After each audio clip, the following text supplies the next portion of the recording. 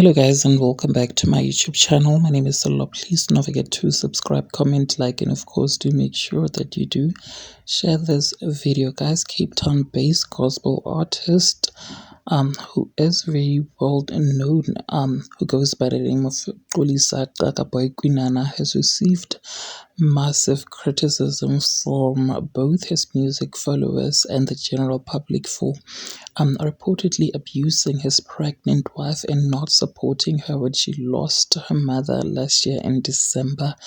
Now, the accusations were made by Kwinana's wife, Ufifi Kubevu Elinhle, where she opened up about the abuse she is facing from the hands of her husband.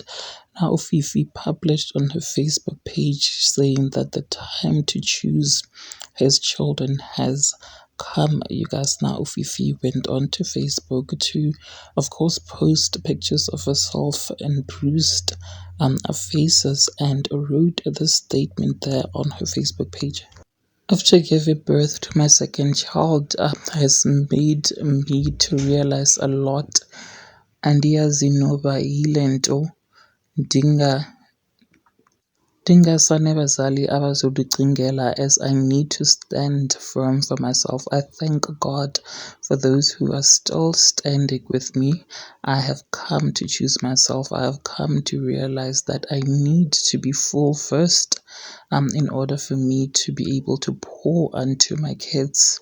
Mandiqale kowam mna ukuze nabo nabanye bonwabe. There were times siyaphuma isisu, but God's grace kept me and my baby alive. Oyena mntu who knows the pain and my heartbeat as my son. Yayintlungu kulandele enye. Betrayal after betrayal. I had to be sober-minded and plan my mom's funeral. Ndine pressure from some family members who didn't make it easy at all. Betuna, I came to realize ndinyamezele into, and now it feels like I'm able to think again. My voice can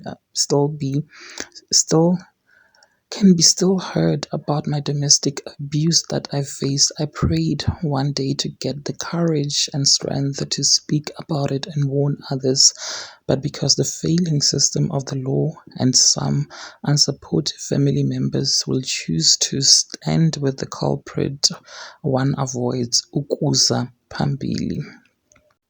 Justice keeps failing us, but umbuzo wam kude kube nini, she wrote, and then of course posted those very sad pictures of her bruised face.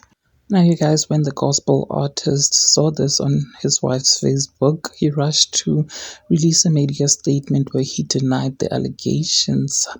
The allegations leveled against me by my wife are not true. I have never abused her in any way or form and have supported her during the sad loss of my mother-in-law.